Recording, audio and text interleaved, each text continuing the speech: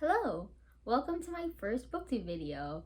I figured since next month is Asian Pacific Islander month and I read mostly books by Asian authors anyway, I would do something related to that.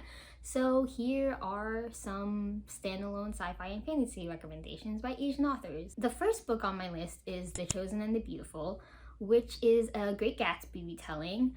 And it's from the point of view of Daisy's friend Jordan Baker, and in this retelling she also happens to be queer and Asian. I think her point of view is really interesting because she just has a different view on all of the characters because she's not Gatsby's friend, so her view on him is different. I think the writing is really beautiful and the magic is not really explored or explained very much, but it definitely adds to the vibes. The next book on my list is Light from Uncommon Stars, which has a couple different protagonists. The first main character is a young transgender girl who plays the violin, and she plays a lot of anime and video game covers, and she recently ran away from home.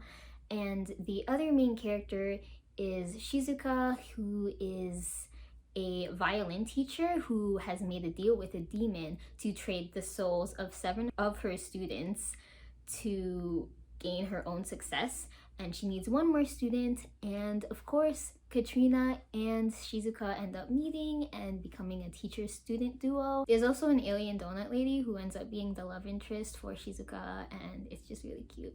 And anyway, I think the writing in this book is just so lyrical and beautiful, and it was written with such an appreciation for food and music, and I definitely recommend. The next book has definitely been recommended by a lot of people, and I'm sort of late to the game, I guess, but it is Babel by R.F. Kuang. And yeah, so I think R.F. Kuang's writing is just so good. She's so intelligent and she really knows what she's doing. So Babel is about the School of Translation at a fictional version of Oxford, and the Translation Institute is able to use magic, and there's this whole interesting system based around translation and what is lost in translation, and it's really interesting. There are a lot of very long talks about the technicalities of translation, and if you're not interested in that, it may bore you, but I find it really interesting, and it was just amazing, and I love the characters, and I think R.F. Kuang does a really good job of portraying the complexity of privilege and how you can have a really high status in a specific place but still be affected by systemic racism, and it's just done so well. The next book is a very personal favorite of mine, and it's If You Could See the Sun. So I say it's a personal favorite because in high school I was a scholarship kid at a private school where a lot of people were probably richer than me. I'm not saying I'm as poor as the main character of this book, but I do find that aspect relatable because she is the scholarship student at a school full of rich people. And in the beginning, she finds out that her parents can no longer afford the tuition, even with her scholarship. And then soon after, she realizes that she has the power to turn invisible. So she starts using it to take requests from her rich peers and make money that way. There's also a very prominent romance in this, and it is rivals to lovers, and I just think it's very cute. So yeah, definitely a very enjoyable but also thoughtful read. The next book is We Belong. It's a novel in verse, so it's a very quick read, so I definitely recommend if you're looking for that. It's about a mother telling 2 different stories to her children, and part of it is retelling Filipino mythology, and the other part is telling her own story as an immigrant coming to America from the Philippines.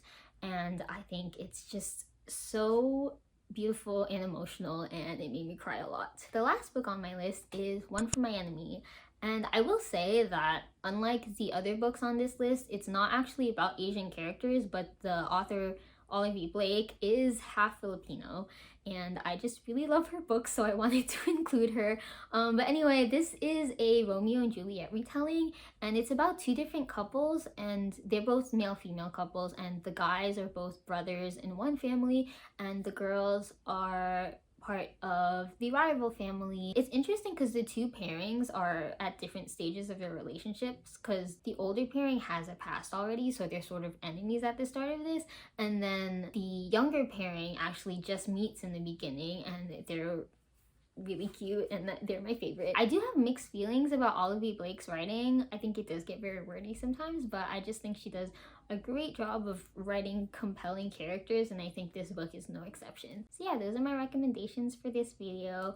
I definitely will keep recommending books by Asian authors because that is a lot of what I love to read. Thanks for watching my first video on this channel, and I hope I recommended something that seems interesting to you. Alright y'all, stay safe and stay rad.